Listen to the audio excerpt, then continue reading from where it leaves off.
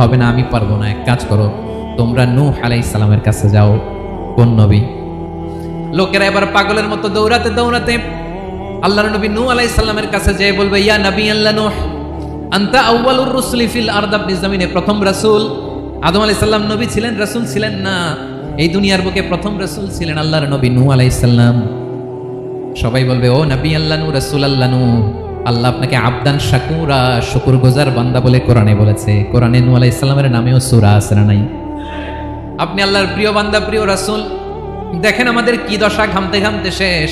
জমিনটা তামার জমিন, সূর্যটা মাথার কাছে, কি করবো আর পারি না, ঘামতে ঘামতে আর কত ঘামবো, কত দাঁড়িয়ে থাকবো। আল্লাহরে যে বলেন বিচার যেন শুরু করে। নূহ আলাইহিস সালাম বলবেন, আমিও পারবো না, আমিও পারবো না, আমি আমার ছেলের জন্য এক কথা বলে ভুল করে ফেলছি। যখন মহাপ্লাবন হবে আমি বললাম, আল্লাহ আমার কলিজার টুকরা সন্তান রে বাঁচান। আল্লাহ বললেন, ও নূহ, সে তোমার সন্তান না।